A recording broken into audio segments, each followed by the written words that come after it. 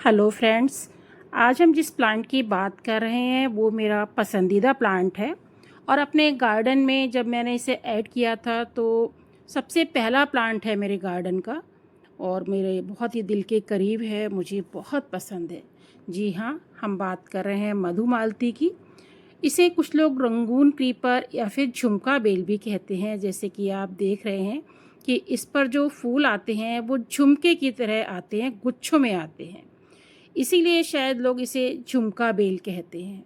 जी हाँ, और इसके फ्लावर जो हैं वो कई तरह के कई रंगों में होते हैं। जैसे कि कोई फूल आप देखेंगे वाइट है, कोई पिंक है, कोई ऑरेंज है प्याजी कलर का, यानी कि कुछ रेड कलर के दिखेंगे, और या फिर कुछ मेहरून भी हो जाते हैं समय के साथ। और ये काफ़ी टाइम तक पौधे पर लगे रहते हैं, जो पौधे की खूबसूरती में चार चांद लगा देते हैं।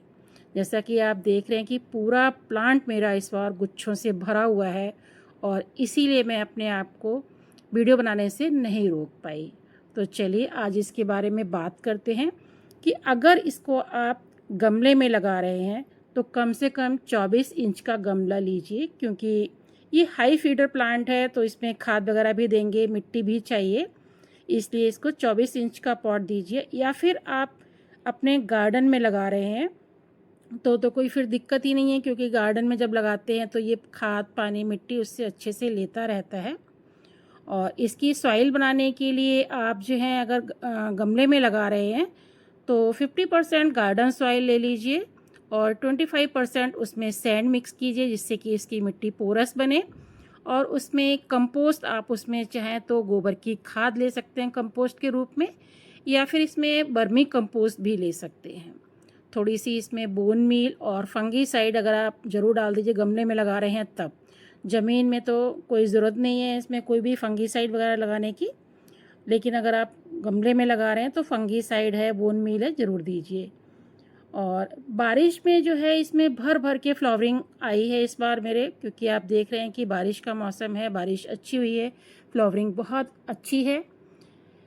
इस पौधे को ऐसी जगह लगाएं जहां पर कम से कम 6 से 8 घंटे की धूप मिले, क्योंकि इसके फ्लावरिंग का राज जो है वो धूप ही होती है। कि खुले में अगर रखा है आपका, जैसे कि बरामदे में है या खुले गार्डन में आपने बाहर लगाया हुआ है, तो जिसे कम से कम 6 से 8 घंटे की धूप मिलनी ही चाहिए, तभी ये फ्लावरिंग अच्छी कर पाता है। और रात में इसमें बहुत ही भीनी भीनी सी खुशबू आती है, इस बहुत ही खूबसूरत लगता है ये प्लांट देखा जाए तो। और ये पॉलिनेटर को काफ़ी अट्रैक्ट करता है, पॉलिनेटर इस पे आते हैं। काफ़ी बार तो मैंने देखा है कि तितलियां जो हैं वो काफ़ी इस पे इसके आसपास रहती हैं। लेकिन जब ये प्लांट धीरे धीरे ग्रो करना शुरू कर देता है तो आप इसे किसी रस्सी के सहारे से बांध दें, यानी कि इसको सपोर्ट की ज़रूरत पड़ती है।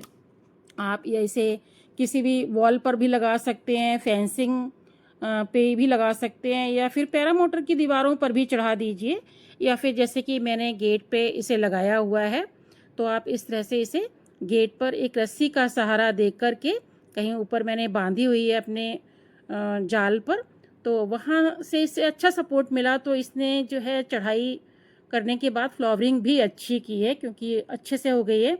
लेकिन बंदरों ने से ऊपर से नोच दिया था, जिसकी वजह से इसकी फ्लावरिंग ऊपर से कट हो गया, पौधा नीचे तक उतर आई है। जैसा कि आप मेरे देख रहे हैं गेट पर, ये सुबह सुबह आपको मेरे गेट के नीचे पूरा रेड मिलेगा, क्योंकि बंदर जो है आकर के इसको पूरा फूलों को तोड़ देते हैं और पूरा मेरा गेट लाल मिलता है। लेकिन खैर उसके बावजूद भी फ्लावरिंग बहुत अच्छा दे रहा है ये जो है। आप देखेंगे कि कभी कभी आप देखेंगे कि बहुत छोटा सा पौधा होता है फिर भी ये फ्लावरिंग करता है, तो इसकी एक ड्रॉप वैरायटी भी आती है जो आप गमले में लगा सकते हैं, और वो जो है फ्लावरिंग भी अच्छी करती है। फ्लावर उसके थोड़े छोटे होते हैं ड्रॉप वैरायटी के, और ये मेरा एक नॉर्मल है जो कि काफ़ी अच्छी बड़े फ्लावर देता है।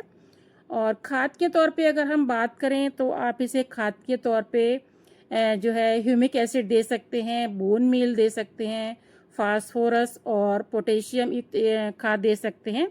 और अगर आप इसे घर की खाद दे रहे हैं तो केले के छिलके की जो हम खाद बनाते हैं, कि केले के छिलकों को 3-4 दिन भिगोकर और फिर उसके पानी में डाइल्यूट करके आप इस प्लांट को दे सकते हैं। तो इस फ्लावरिंग बहुत अच्छी होती है।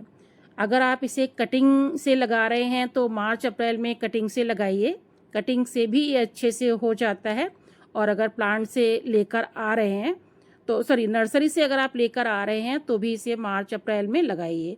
और अगर इसकी आपके पास लगा हुआ है और हार्ड प्रूनिंग करना चाहते हैं तो आप इसे मार्च में हार्ड प्रूनिंग कर दीजिए, जिसकी वजह से क्या है उसके बाद ग्रोइंग पीरियड इसका शुरू हो जाता है। तो ये मार्च अप्रैल के बाद बहुत अच्छी मतलब ग्रोथ लेता है और पूरी गर्मी और बारिश के मौसम में बहुत ही अच्छी फ्लावरिंग करता है।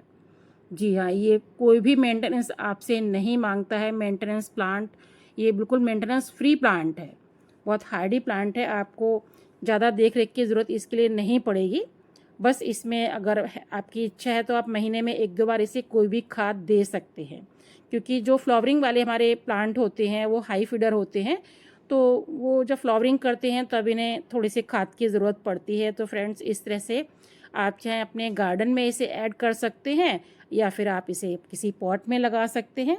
बस इस बात का ध्यान रखिए कि जहाँ भी आपने लगाया है इसको आप थोड़ा सा इसकी गुड़ाई कर दीजिए, जिससे कि इसकी मिट्टी जो है पोरस रहनी चाहिए। आप अगर गमले में लगाते हैं तो गुड़ाई जब कर देते हैं और उसके बाद इसकी जड़ों को जो है सांस लेने के लिए जगह मिल जाती है और ये जो है फिर से अपनी ग्रोथ अच्छी कर लेता है। गार्डन में लगा हुआ है फिर तो ठीक है, आपने नहीं किया तो भी कोई दिक्कत नहीं है, पर गमले में अगर है तो रूट बाउंड ना हो जाए, तो इसलिए इसकी गुड़ाई बहुत ज़रूरी है। और रेतीली मिट्टी है तो अच्छी बात है, अगर दोमट मिट्टी है उसमें भी फ्लावरिंग बहुत अच्छी करता है। तो फ्लावरिंग आप देख ही रहे हैं, बहुत ही गुच्छे में और भर भर के फ्लावरिंग हुई है, क्योंकि मैंने जब पहले साल इसे लगाया था तब इसमें इतनी फ्लावरिंग नहीं हुई थी। और थैंक यू फ्रेंड्स, अगर आपको जानकारी अच्छी लगी तो मेरे चैनल को लाइक, शेयर एंड सब्सक्राइब कीजिए। Thank you.